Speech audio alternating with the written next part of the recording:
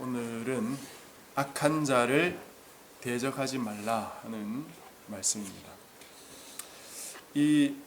오늘 본문과 다음 주에 다룰 원수를 사랑하라 하는 이 본문은 어쩌면 예수님의 가장 대표적인 말씀이라고 할 수 있고 기독교의 정신이 잘 드러나는 말씀이다 이렇게 볼 수 있겠죠.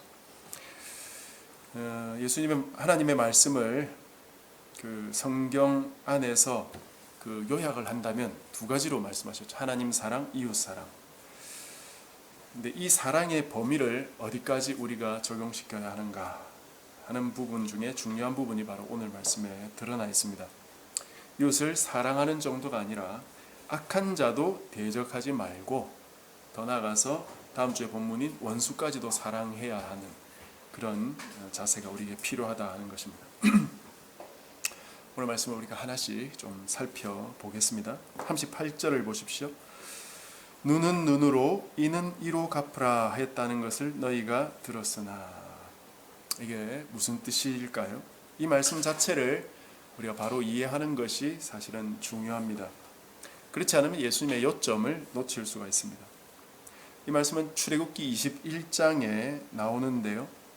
10계명을 주신 이후에 하나님께서 계속해서 여러 가지 율법들을 말씀해 주십니다. 출애굽기 21장 18절부터는 신체에 어떤 상해를 입을 경우는 어떻게 하라 그런 말씀을 주시고 계시는데 그 중에 22절부터는 임신한 여인에게 상해를 가했을 경우의 말씀이 이어지고 있습니다. 출애굽기 21장 22절 말씀부터 주보 뒷면에 인쇄해 두었으니까 한번 보십시오. 사람이 서로 싸우다가 임신한 여인을 쳐서 낙태하게 하였으나 다른 해가 없으면 그 남편의 청구대로 반드시 벌금을 내되 재판장의 판결을 따라 낼 것이니라. 그러나 다른 해가 있으면 갚되 생명은 생명으로, 눈은 눈으로, 이는 이로, 손은 손으로, 발은 발로, 된 것은 된 것으로, 상하게 한 것은 상함으로, 때린 것은 때림으로 갚을지니라. 이런 말씀을 여러 번 읽어보셨을 건데 이런 말씀을 들으면 어떤 생각이 드십니까? 하나님도 좀 잔인한 면이 있으시구나 그런 생각이 들지 않으세요?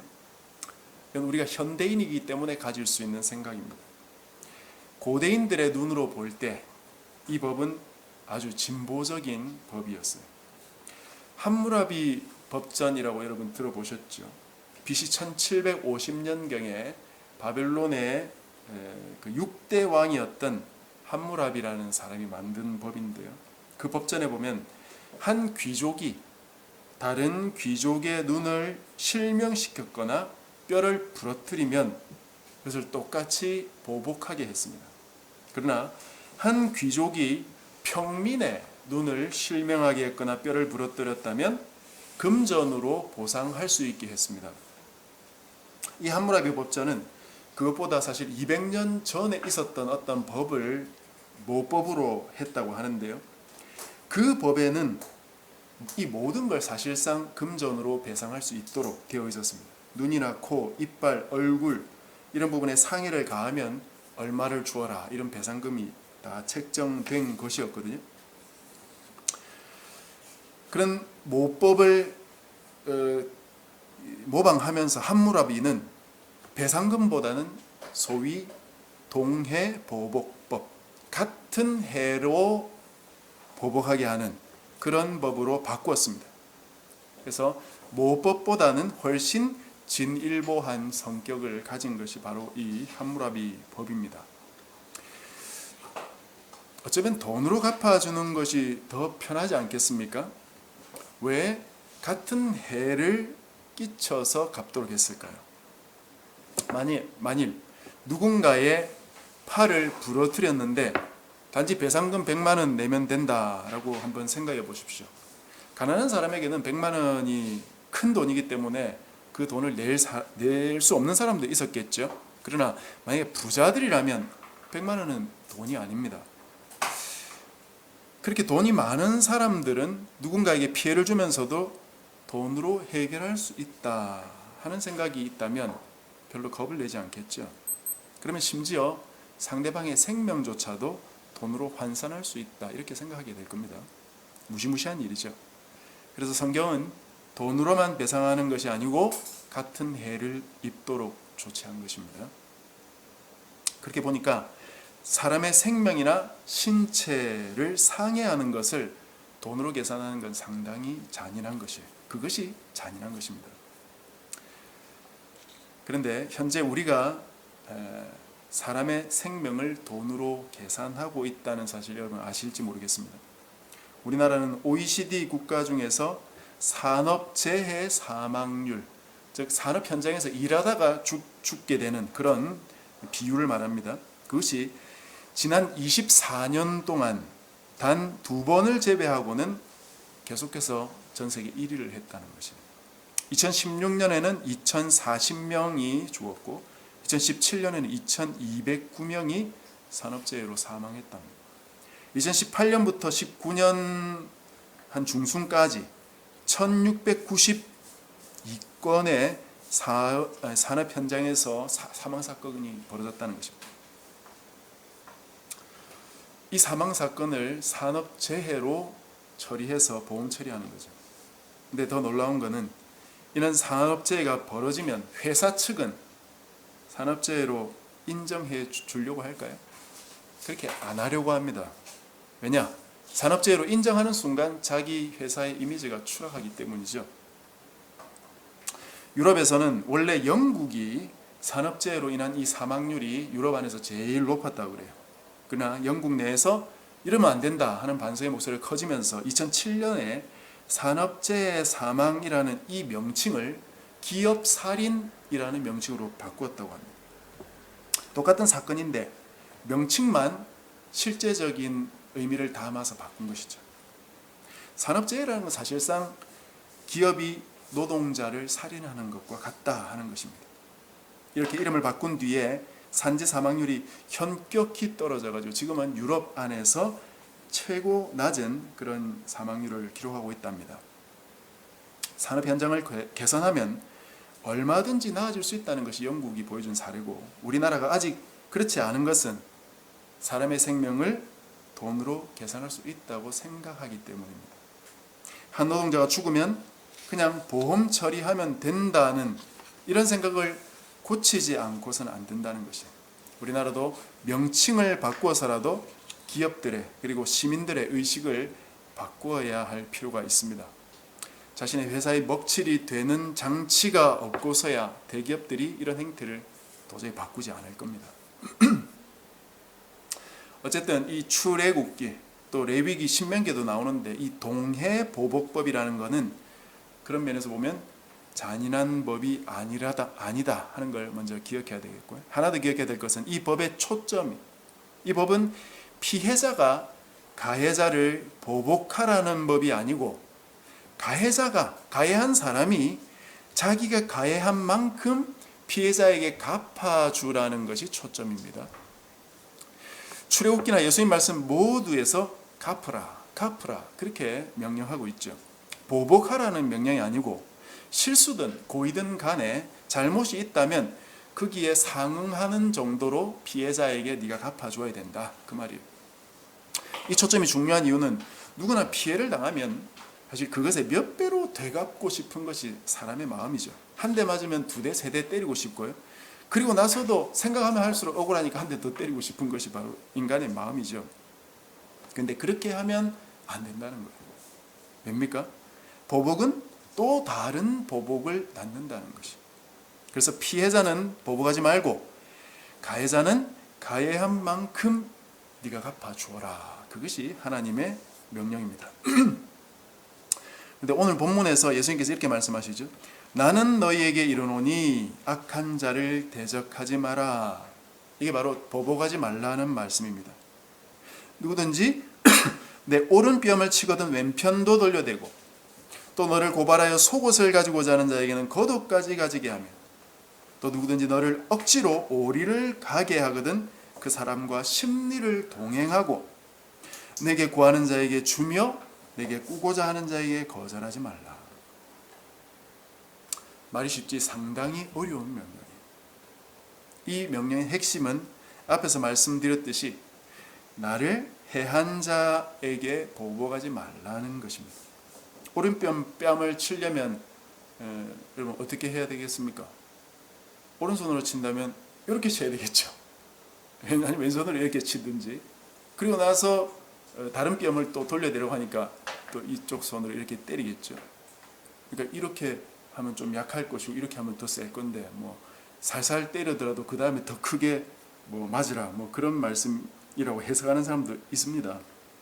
그러니까 여기 뭐 오른편 왼편이라는 건 단지 다른 편이라는 뜻이기 때문에 그렇게까지 생각할 건 없고요.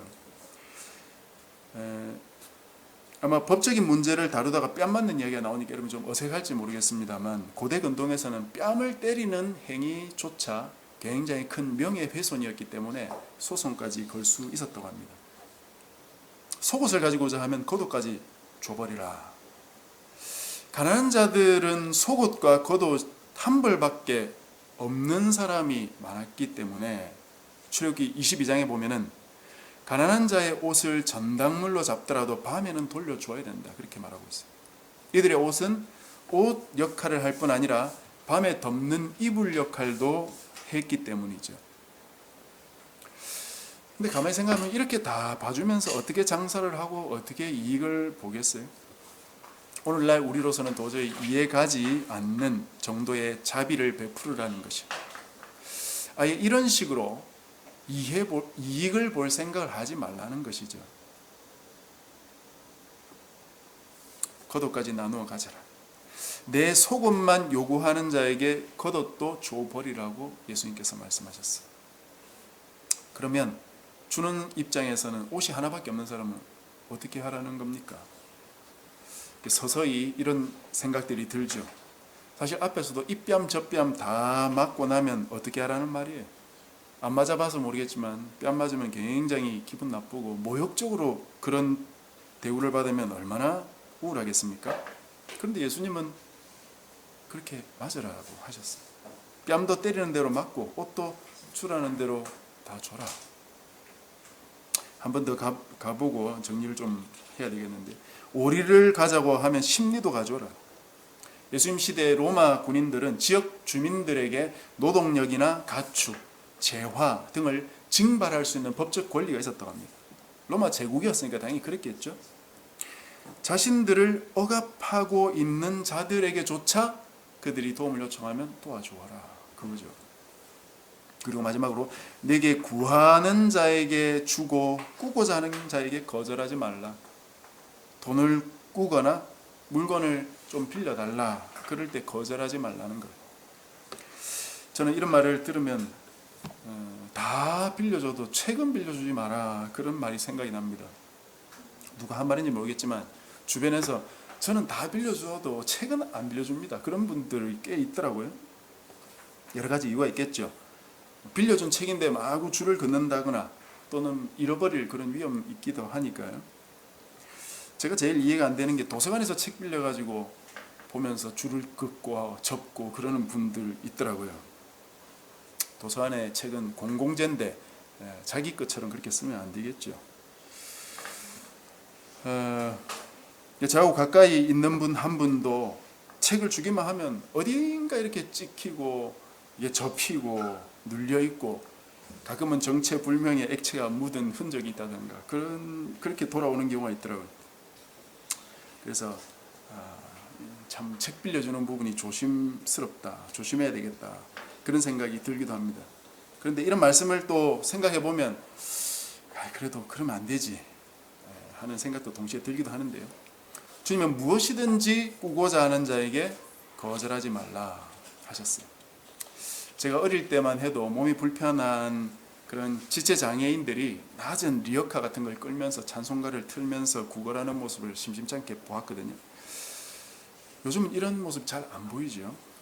장애인들이, 지체장애인들이 다 어디로 숨어 들어간 것 같기도 하고요.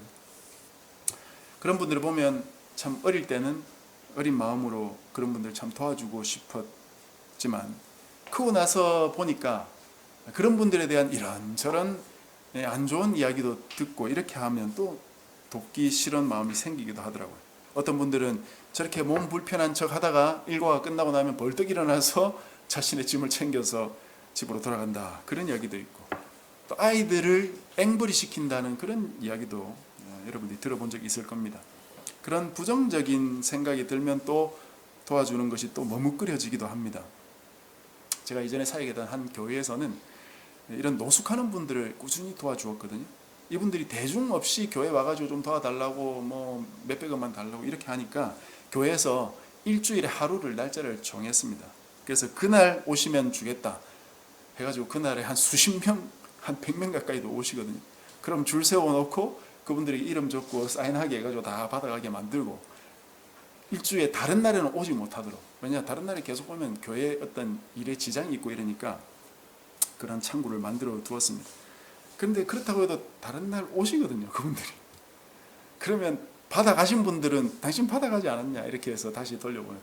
처음 오신 분들은 이렇게 설명드리고 나서 또 때로는 도와주기도 하고, 때로는 안 된다, 우리 정한 날짜가 있다 이렇게 돌려보내기도 하면, 또 그런 분들은 또 가는 뒷모습을 보면 또 마음이 아파가지고 우리 목사들이나 전도사님들이 또 이렇게 가서 개인적으로 도와주기도 하고 뭐 그런 경우도 있긴 했는데요.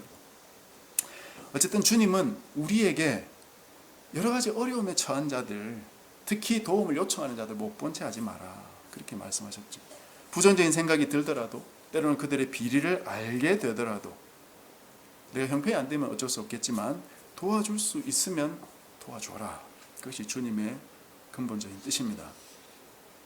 자, 그럼 이제 좀 정리를 좀 해보십시다. 그럼 가만히 생각을 해보십시오. 도대체 주님은 어떻게 우리에게 이렇게까지 하라고 명령을 하실 수 있습니까? 주님은 창조주시니까, 온 세상의 주인이니까, 뭐 하나님이시니까 무조건 뭐 우리는 복종해야 되지 않느냐, 그래서 순종하면 될까요? 물론 기본적으로 그렇게 하면 되죠. 그러나 그렇게 돕고 나서 무슨 대책이 있어야 되지 않겠어요? 오른뺨 맞는다고 왼뺨 돌려대면 뺨이 아픈 건 둘째치고 사람들이 뭐라고 생각했어요? 저 사람 좀 이렇게 된 거 아니냐, 그렇게 생각할 수 있거든요. 요나의 입장이 이런 것과 굉장히 비슷합니다. 이 명예훼손 관련이거든요. 요나가 하나님 시켜가지고 니느웨 가서 너희들 이렇게 살다가 멸망한다, 그렇게 전도하라고 했죠. 그때 요나 생각이 어떤 생각이 들었느냐, 분명히 내가 니느웨에 가서 너희들 회개하지 않으면 심판받는다 그렇게 이야기하면 니느웨 사람들이 듣고 회개할 것이다.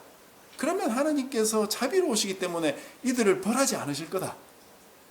그러면 나는 뭐냐, 나는 선지자로서 분명히 성취되는 말만 해야 되는데 난 거짓말하는 선지자 되지 않느냐, 그런 걱정이 있었던 거예요. 이게 일종의 명예훼손이죠. 요나는 자신의 명예가 훼손될 걸 각오하고 가서 전도했어야 되는 것입니다. 그래서 요나서 마지막에 보면 하나님 어쩔 겁니까? 너 이거 거짓말하는 선지자 됐습니다. 어쩔 겁니까? 그 요나의 마지막 항변입니다. 또 겉옷 속옷 다 줘버리면 뭐 입고 살겠어요? 방콕하면 됩니까?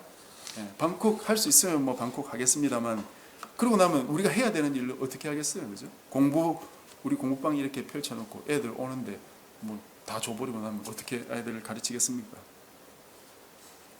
또 오리 가고자 하면 심리 가줘라.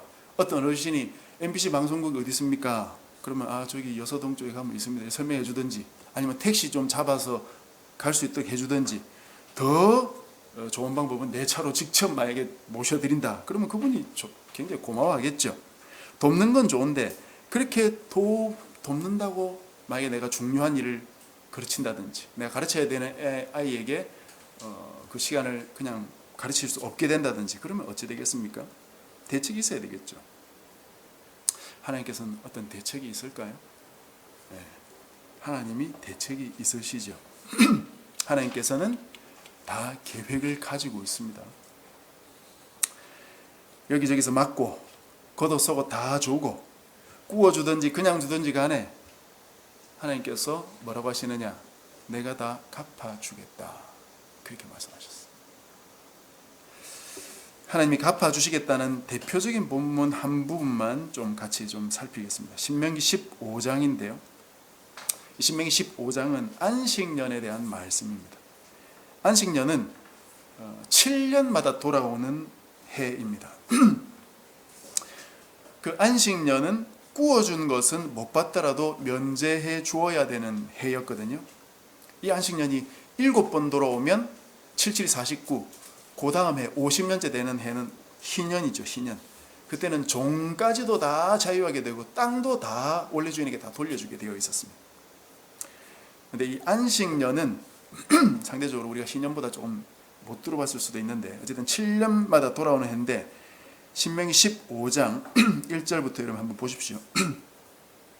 매 7년 끝에는 면제하라. 면제의 규례는 이러하니라.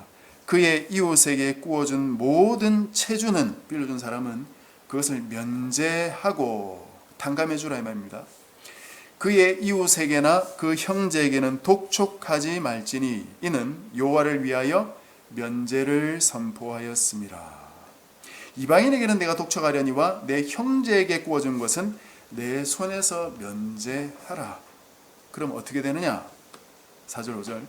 네가 만일 내 하나님 여호와의 말씀만 듣고 내가 오늘 내게 내리는 그 명령을 다 지켜 행하면, 면제해 주면 내 하나님 여호와께서 내게 기업으로 주신 땅에서 내가 반드시 복을 받으리니 너희 중에 가난한 자가 없으리라. 하나님께서 다 갚아주신다는 말씀이에요. 형제에 구워준 것 독촉하지 않고 면제해주면 갚아줄 것이다. 6절. 내 하나님 여호와께서 내게 허락하신 대로 내게 복을 주시리니 내가 여러 나라에 구워줄지라도 너는 꾸지 아니하겠고 내가 여러 나라를 통치할지라도 너는 통치를 당하지 아니하리라. 구워줘도 너는 꾸지 않아도 될 정도로 주시겠다. 그 말이죠. 하나님께서 너의 모든 걸 다 책임져 주시겠다 이렇게 말씀하십니다. 그 아래의 말씀도 마찬가지인데요. 가난한 자에게 구워줄 때 면제년이 다가온다고 거부하지 마라. 면제년이 다가오면 빌려주고 나서 못 받을 것 같으니까 가난한 자에게 그렇게 해서 구워주는 것을 자꾸 거부했던 그런 역사가 있었거든요. 그러니까 그렇게 하지 마라.